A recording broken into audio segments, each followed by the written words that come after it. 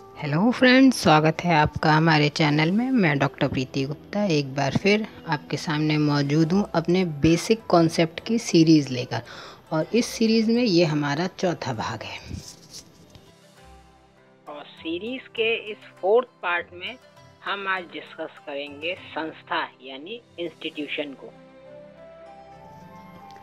Friends, किसी भी चीज़ के बारे में डिटेल में जानने के लिए हमको ये जानना आवश्यक है कि उस चीज़ का जन्म या कहिए उत्पत्ति या उसका विकास कैसे हुआ।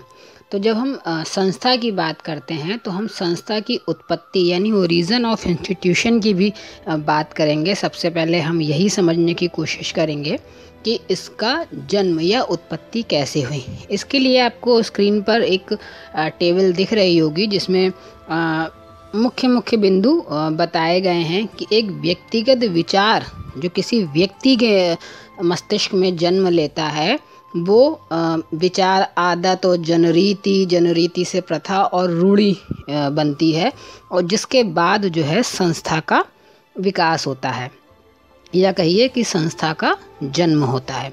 पर संस्था का विकास या जन्म की जब हम बात करते हैं, उसकी उत्पत्ति की बात करते हैं, तो इनफैक्ट ये अचानक नहीं होती, एकाएक नहीं होती कि आज हमारे मन में कोई विचार आया और वो विचार शाम तक जो है एक संस्था का रूप ले लिया। ऐसा नहीं होता। इसका विकास जो है धीरे धीरे अनेक दिनों में हुआ करता है। संस्था चूँकि मानवीय आवश्यकताओं की पूर्ति का एक स्थायी तरीका है, अतः हम कह सकते हैं कि किसी भी आवश्यकता की पूर्ति के संदर्भ में सबसे पहले व्यक्ति के मस्तिष्क में क्या आता है? एक विचार। किसी व्यक्ति के मस्तिष्क में सबसे पहले एक विचार आता है जो नितांत ही उसका व्यक्तिगत विचार हो सकता है, और जब वह व्यक्ति उस विचार या कहिए उस उपाय को बार बार प्रयोग में लाता है या कहिए सफलतापूर्वक प्रयोग में लाता है, तो वह विचार जो है या वह सफल प्रयोग जो है उसकी आदत बन जाता है। और जब अन्य व्यक्ति भी उस उपाय को, उस व्यक्ति की आदत को बार बार अनुसरण करते रहते हैं, तो वो उस व्यक्ति की आदत जो है जिसको अन्य लोग फॉलो करते हैं, वह जो है आगे चलकर जनरीति कहलाती है। और जब वह जनरीति पीढ़ी दर पीढ़ी एक व्यक्ति से अन्य व्यक्तियों को हस्तांतरित होती रहती है, ट्रांसफ़र होती रहती है, तब उस जनरीति को हम प्रथा कह सकते हैं यानी ट्रेडिशन कहते हैं। और इस प्रथा में जब कल्याण की भावना यानी पब्लिक वेलफेयर या कहिए सोशल वेलफेयर की जब फीलिंग जुड़ जाती है, तो उस समय ये कल्याण की भावना जो है या वो कहिए प्रथा जो है एक रूढ़ी का रूप धारण कर लेती है। और एक सामाजिक कल्याणकारी रूढ़ी की रक्षा करने के लिए इसके चारों ओर समाज द्वारा नियमों की, कार्य विधियों की एक स्ट्रक्चर जो है खड़ा कर लिया जाता है, एक ढांचा स्वतः बन जाता है। और यही नियमों, कार्य विधियों या जो कहिए जो एक स्ट्रक्चर बनता है इन सब का से मिलकर, यही ढांचा जो है, यही स्ट्रक्चर जो है अंततः संस्था के नाम से पुकारा जाता है। तो इस तरीके से एक व्यक्तिगत विचार जो है सामाजिक कल्याण हेतु सोशल वेलफेयर या पब्लिक वेलफेयर के रेफरेंस में एक संस्था का रूप धीरे धीरे धारण कर लेता है। संस्था की उत्पत्ति या कहिए उसके विकास को समझने के बाद उसके आधार पर जो विद्वानों ने संस्था की परिभाषाएं दी हैं उन पर एक निगाह हम डालते हैं। देखिए, सबसे पहले मैकाइवर और पेज ने संस्था की परिभाषा देते हुए लिखा है कि संस्थाएं सामूहिक क्रिया की विशेषता बताने वाली कार्य प्रणाली के सुस्थापित रूप या अवस्थाएं होती हैं। वहीं रॉस कहते हैं कि सामाजिक संस्थाएं सर्वमान्य इच्छा द्वारा सुस्थापित या स्वीकृत संगठित मानव संबंधों का समूह है। जो कि ये जो बातें हैं ये संस्था की उत्पत्ति में भी जो हैं आती हैं। आप अगर संस्था की उत्पत्ति को देखेंगे किस तरीके से उसकी उत्पत्ति या उसका विकास हुआ है। तो ये सब वही चीज़ें हैं कि ऐसी चीज़ें, ऐसा व्यवहार या ऐसे नियम जो व्यक्तियों द्वारा सर्वमान्य हैं और साथ ही साथ उसमें सोशल वेलफेयर या पब्लिक वेलफेयर की फीलिंग भी जुड़ी है। यही बात मैकाइवर, पेज और रॉस ने अपनी परिभाषाओं में कही है। और फ्रेंड्स, बोगार्डस ने भी मैकाइवर और पेज से मिलती जुलती बात कही है। बोगार्डस कहते हैं कि एक सामाजिक संस्था समाज की एक ऐसी संरचना है जिसे मुख्यतः सुव्यवस्थित प्रणालियों के माध्यम से लोगों की आवश्यकताओं की सूची के लिए संगठित किया गया हो। जैसा सबसे पहले हमने संस्था की उत्पत्ति में चर्चा की कि आवश्यकताएं ही जो हैं संस्था की जननी हैं, और वही बात बोगार्डस भी कहते हैं। वहीं ऑकबर्न और नेमकॉफ वो भी यही बात कहते हैं कि आधारभूत मानवीय आवश्यकताओं की संतुष्टि हेतु संगठित एवं स्थापित प्रणालियां ही सामाजिक संस्थाएं हैं। तो हम कह सकते हैं या कि प्रमुख मानवीय आवश्यकताओं की पूर्ति के लिए जो समाज द्वारा निश्चित नियमों, कार्य प्रणालियों या अन्य जो स्वीकृत संसाधन होते हैं, उनको ही जो है हम संस्था कहते हैं। संस्था की उत्पत्ति या कहिए उद्विकास और उसकी परिभाषाओं को जानने और समझने के बाद उनके आधार पर हम संस्था की विशेषताएं भी निर्धारित कर सकते हैं, जिसके मुख्य बिंदु जो हैं, मुख्य पॉइंट जो हैं, आपको स्क्रीन पर दिख रहे होंगे। जैसे संपूर्ण सांस्कृतिक व्यवस्था में संस्था का एक इकाई के रूप में कार्य होता है।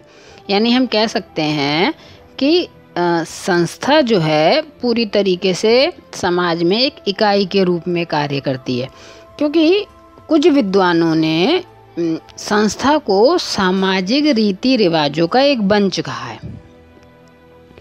क्योंकि जब जनरीतियाँ, प्रथाएं, रूढ़ियाँ बहुत ज़्यादा विकसित हो जाती हैं, तभी इन्हें समाज जो है अपनी स्वीकृति प्रदान करता है और इनसे संबंधित कई नियम भी बन जाते हैं, और ये नियम ही आगे चलकर भविष्य में संस्था का रूप ग्रहण कर लेते हैं।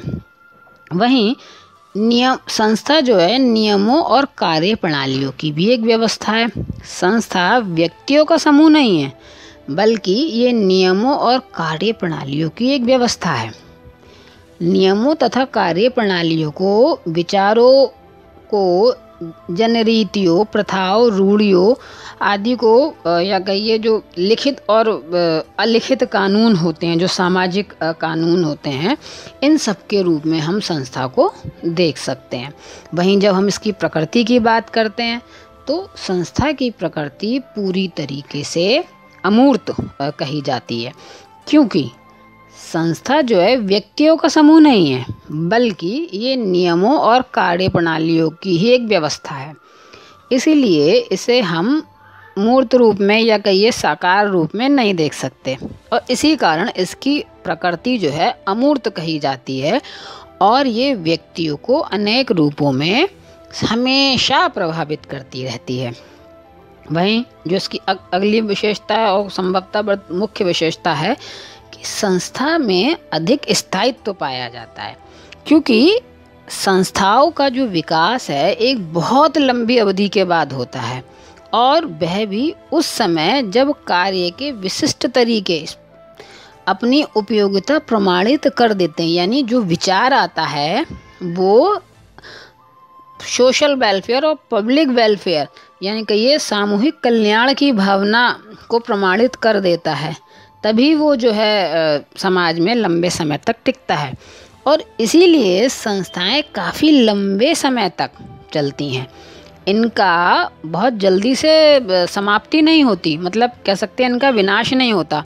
जैसे कह सकते हैं हम कि सैकड़ों वर्षों से जो चली आ रही है भारतीय समाज में जाति व्यवस्था, जो आज तक जो है समाप्त नहीं हुई है, या विवाह, इसका अस्तित्व भी भारतीय समाज में आज भी है, कल भी था, और संभवतः सदियों तक रहेगा भी।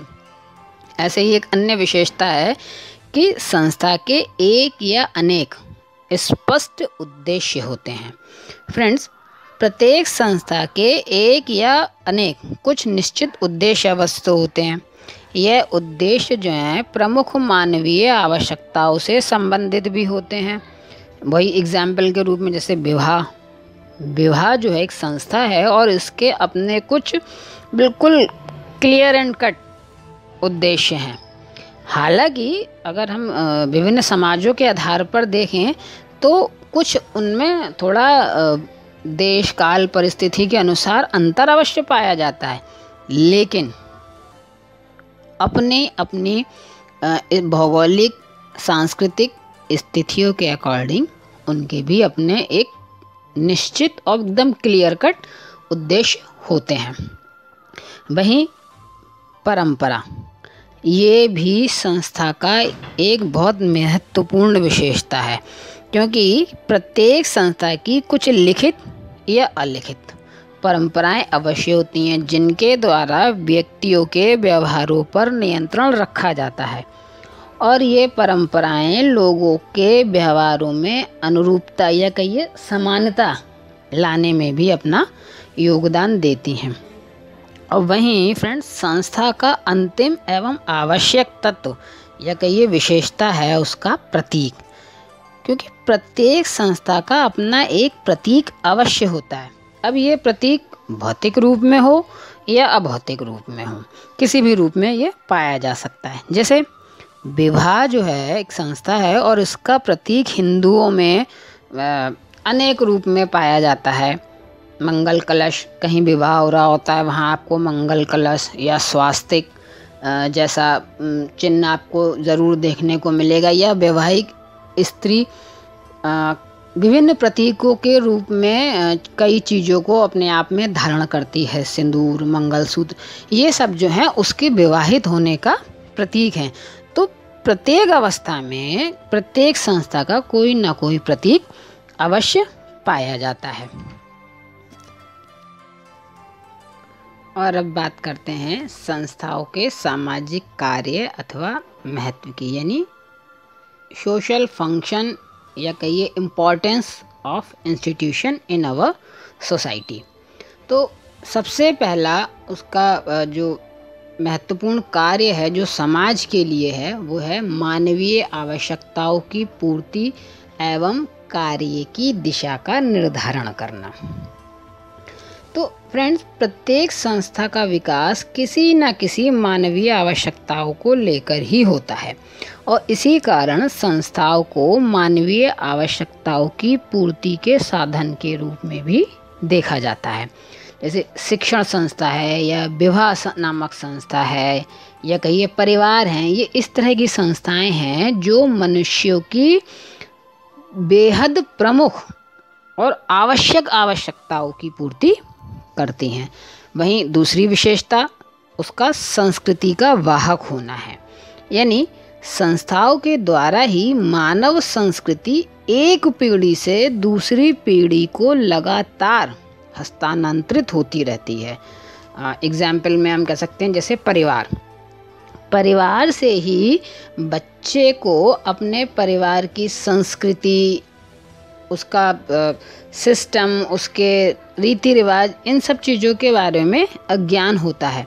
और क्योंकि अगर परिवार ही नहीं होता या कहिए परिवार नामक संस्था ही ना होती तो शायद ये संभव ही ना होता कि रीति रिवाज, कार्य प्रणालियाँ या कहिए कुछ नियमों का, परंपराओं का, प्रथाओं का जो है एक पीढ़ी से दूसरी पीढ़ी को ज्ञान हो पाता या कहिए उसको हस्तांतरित किया जा सकता था।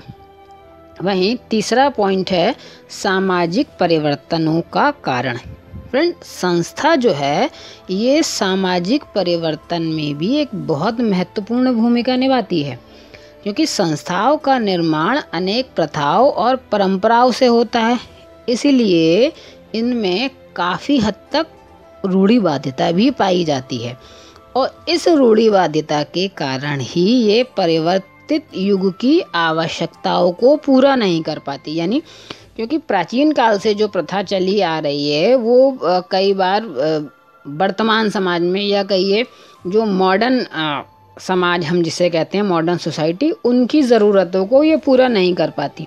और इसीलिए उस सिनेरियो को ध्यान में रखते हुए लोगों द्वारा इसको बदलने का प्रयास भी किया जाता है।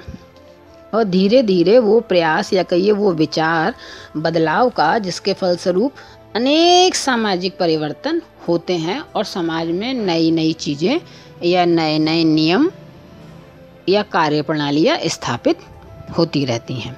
वहीं संस्था जो है व्यक्ति को कार्य एवं पद प्रदान करने का भी कार्य करती है, क्योंकि संस्था मनुष्यों को कार्य और पद को भी निश्चित करती है, क्योंकि संस्था के द्वारा प्रत्येक व्यक्ति को एक निश्चित पद मिल जाता है और उस निश्चित पद से संबंधित कार्य को उसे करना ही होता है। जैसे शिक्षा संस्थानों में विभिन्न पद अनेक व्यक्तियों को मिलते हैं।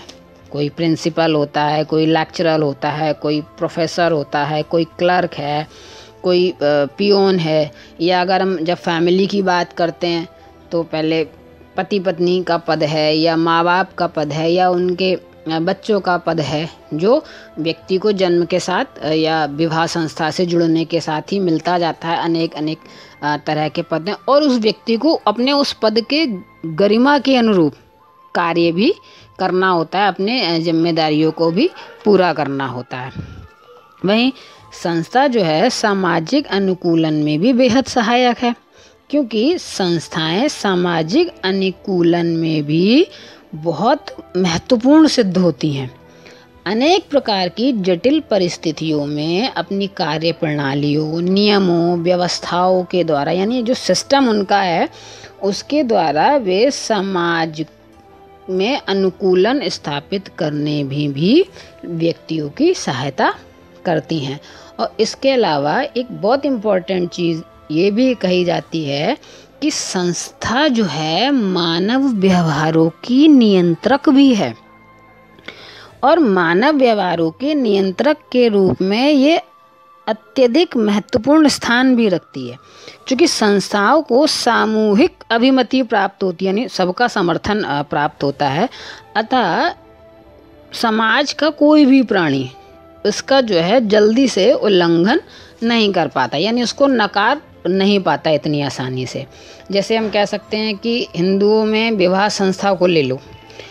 हिंदुओं में आज भी अंतरजातीय विवाह बहुत ज़्यादा प्रचलित नहीं है, जबकि कानूनी रूप से कई तरह के अंतरजातीय, अंतरधर्मीय विवाह को भी मान्यता दी गई है।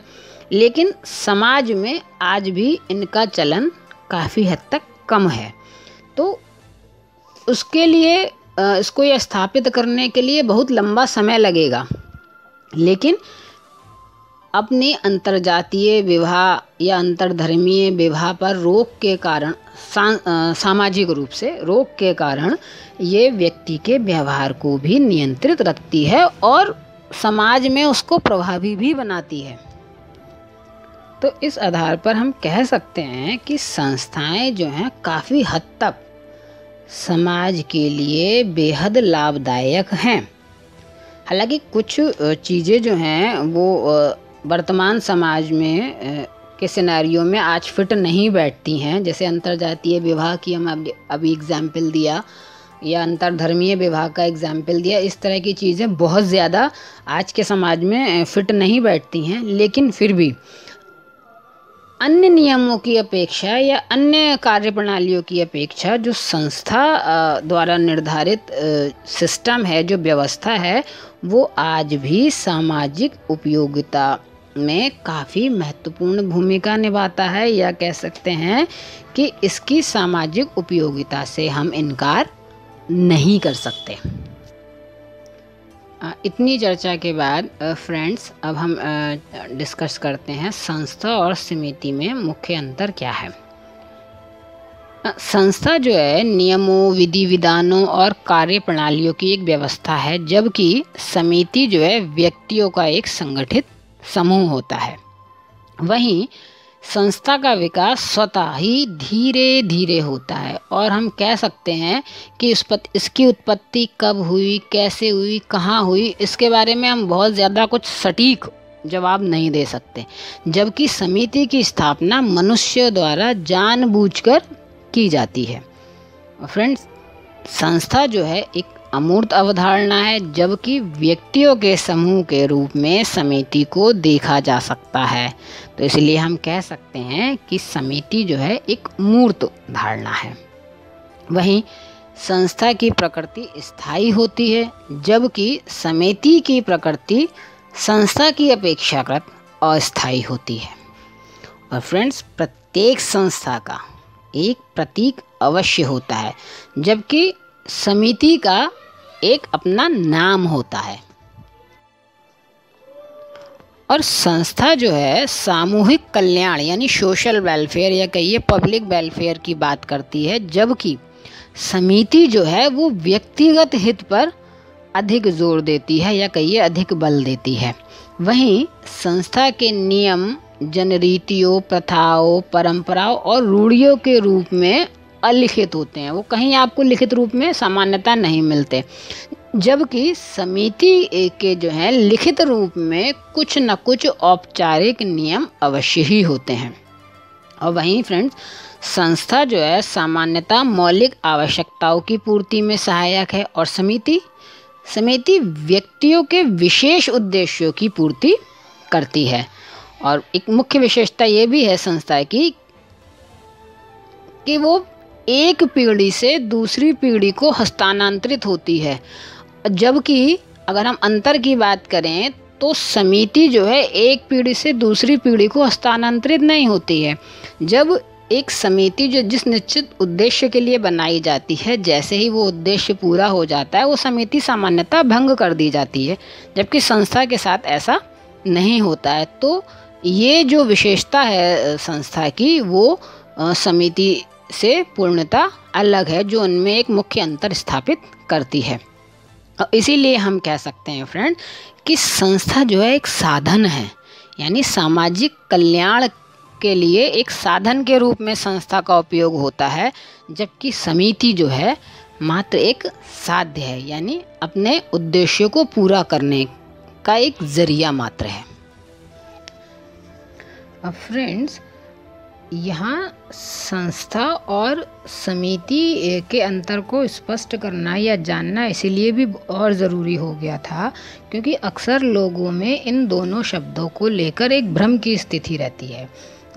सामान्यतः लोग जो हैं संस्था और समिति इन दोनों शब्दों का प्रयोग एक पर्यायवाची सिनोनियम के रूप में करने लगते हैं, जबकि समाजशास्त्रीय शब्दावली में संस्था और समिति के अर्थ जो हैं बिल्कुल अलग अलग हैं और ये चीज़ें आपको इनकी परिभाषाओं से भी समझ में आती होंगी।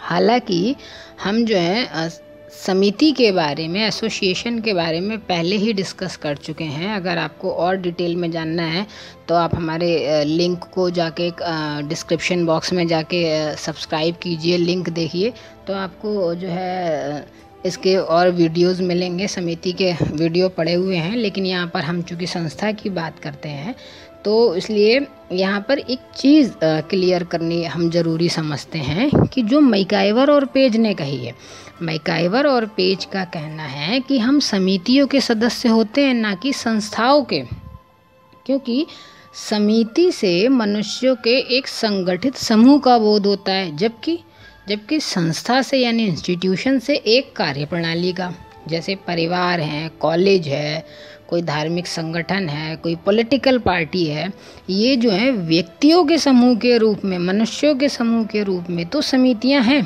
लेकिन जब हम इनके नियमों की, विधि विधानों की, कार्यप्रणालियों के रूप में, उस ढांचे के रूप में हम जब समझते हैं तो सब ये जो है संस्थाएं कहलाती हैं। जब समितियां बनाई जाती हैं तो उनके कार्य संचालन के लिए, माने उनका अच्छे से उनके कार्य करने के लिए, उसमें व्यवस्था बनाए रखने के लिए कुछ नियम, विधि विधान, कार्य प्रणालियाँ भी उसके साथ बनाई जाती हैं, डेवलप की जाती हैं। और वही चीज़ें यानी वो नियम, विधि विधान, वो कार्य प्रणालियाँ, वो प्रोसीजर्स जो हैं, उसके रूल एंड रेगुलेशंस जो हैं वो संस्थाओं के नाम से जाने जाते हैं। इसीलिए तो फ्रेंड्स मैकाइवर और पेज जो कहते हैं कि यदि हम किसी व्यवस्था पर संगठित समूह के रूप में विचार करते हैं तो वह एक समिति है, और यदि कार्यप्रणाली के रूप में तो वह संस्था है। समिति से सदस्यता का पता चलता है और संस्था से उसकी कार्यप्रणाली या सेवा के तरीके अथवा साधन का पता चलता है, या कहिए वो साधन का बोध कराती है। जैसे अगर हम एग्जाम्पल्स के माध्यम से इसको समझने की कोशिश करें तो जैसे कॉलेज, महाविद्यालय, ये एक समिति भी है और संस्था भी। यानी महाविद्यालय को जो है हम एक समिति और संस्था दोनों ही कहेंगे, क्योंकि जब हम महाविद्यालय पर एक संगठित समूह के रूप में विचार करते हैं, यानी उसके प्रिंसिपल, प्राचार्य, उसके HODs, विभागाध्यक्ष, उसके लेक्चरर्स, प्रोफेसर्स या अन्य कर्मचारियां हैं या फिर उसके स्टूडेंट हैं, अगर हम उनके स्वरूप पर विचार करते हैं तो ये एक मनुष्यों का संगठन है और जिसे हम समिति कहेंगे, जिसके कुछ निश्चित उद्देश्य हैं। लेकिन इन्हीं उद्देश्यों की पूर्ति के लिए उस कॉलेज या महाविद्यालय का जो शिक्षण की पद्धति है, यानी जो टीचिंग मेथड है, उसका जो टाइम टेबल है, उसके रूल्स एंड रेगुलेशंस हैं, उसका एग्जामिनेशन सिस्टम है, मतलब इस तरह की जो व्यवस्थाएं हैं उसकी, ये सारी चीज़ें मिलकर उस कॉलेज को एक संस्था का रूप प्रदान करते हैं। मतलब दूसरे शब्दों में कह सकते हैं कि जब हम किसी कॉलेज या महाविद्यालय के नियमों, कार्यप्रणाली अर्थात उसके काम करने का ढंग, उसका शिक्षण पद्धति, उसका परीक्षण प्रणाली के रूप में विचार करते हैं तो वो एक संस्था है। और ऐसे ही फ्रेंड्स, महाविद्यालय के यानी कॉलेज के समान ही परिवार है, आर्थिक संघ है, धार्मिक संघ है या पॉलिटिकल पार्टी है, इवन राज्य और लोकसभा जैसी जो चीज़ें हैं वो भी एक रूप में समिति हैं तो अपने नियमों के रूप में संस्था भी हैं। ये सब संगठित समूह हैं और इन सब के अपने अपने नियम, विधि विधान, कार्य प्रणालियाँ, यानी एक वर्किंग सिस्टम है, रूल्स एंड रेगुलेशंस हैं। तो संगठित समूह के रूप में तो ये समिति हैं और नियमों और कार्य प्रणाली की व्यवस्था के रूप में ये जो है संस्था है। और इसीलिए हम कह सकते हैं कि हम जो है समितियों के सदस्य होते हैं, संस्थाओं के नहीं। तो फ्रेंड्स, अंत में मैं यही कहूँगी कि मुझे उम्मीद है आपको ये वीडियो जो है पसंद आया होगा और संभवतः आपको संस्था से संबंधित इसमें कंप्लीट जानकारी मिल गई होगी। और यदि आपको ये पसंद आया, आपके लिए यूज़फुल है, लाभप्रद है, तो आप जो है इसको लाइक कीजिए, शेयर कीजिए, चैनल को हमारे सब्सक्राइब कीजिए और कमेंट बॉक्स में अपने वैल्यूएबल कमेंट देते रहिए। Thank you.